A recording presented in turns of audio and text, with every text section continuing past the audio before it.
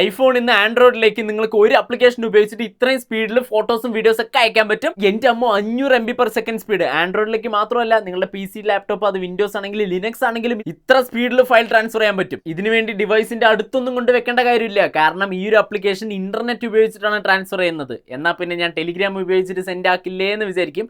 പക്ഷെ ഇത്രയും സ്പീഡ് കിട്ടില്ല. അത് മാത്രമല്ല, നമ്മുടെ ഫോണിൽ ആ ഒരു ആപ്ലിക്കേഷൻ ഓപ്പൺ ചെയ്തതും PC-ലൊക്കെയാണ് പറഞ്ഞാൽ ഇതുപോലെ ഓൺലൈനിൽ വന്നു പറഞ്ഞ് കാണിക്കും. ചുമ്മാ ഡ്രാഗ് ചെയ്തിട്ടാൽ മതി, സാധനം കയ്യിൽ കിട്ടും. ഈ ഒരു ആപ്ലിക്കേഷൻ റിവീൽ ചെയ്യുന്നതിന് മുമ്പ് ഇപ്പൊ തന്നെ ഹാക്കർ സ്പീഡിനെ ഫോളോ ചെയ്യുക. ഈ ഒരു ആപ്ലിക്കേഷന്റെ പേരാണ് ബ്ലിപ്പ്. ഇത് പ്ലേ സ്റ്റോറിലും ആപ്പ് സ്റ്റോറിലും വിൻഡോസിലും ലിനക്സിലും ഒക്കെ ഡൗൺലോഡ് ചെയ്യാൻ പറ്റും. പക്ഷെ ഒരേ ഒരു കാര്യം ശ്രദ്ധിക്കണം, എല്ലാത്തിലും ഒരു ഇമെയിൽ ID വെച്ചിട്ട് വേണം ലോഗിൻ ചെയ്യാൻ. എന്നിട്ട് അവിടെ തന്നെ നിങ്ങൾക്ക് ഓരോ ഡിവൈസിന്റെ പേരൊക്കെ മാറ്റാൻ പറ്റും. ആ ഡിവൈസ് സെലക്ട് ചെയ്യുക, സെൻഡ് ഫയൽസോ സെൻഡ് ഫോൾഡറോ കൊടുക്കുക, സെൻഡ് ചെയ്യുക. ഞാൻ വൈഫൈ ഉപയോഗിച്ച് സെൻഡ് ചെയ്തപ്പോൾ ഒരു 100 MB/s സ്പീഡ് കിട്ടിയത്. പക്ഷെ നമ്മുടെ ജിയോ 5G ഉപയോഗിച്ച് സെൻഡ് ചെയ്തപ്പോഴാണ് 500 MB/s സ്പീഡ് കിട്ടിയത്. ഈ ഐഫോണിൽ വീഡിയോ എടുത്തിട്ട് സെൻഡ് ചെയ്ത് തരാത്ത കുറച്ച് പേരുണ്ടാകും. അവർക്ക് ഈ വീഡിയോ അയച്ചു കൊടുത്തിട്ട് ഇപ്പൊ തന്നെ സെൻഡ് ചെയ്ത് തരാൻ പറയാം.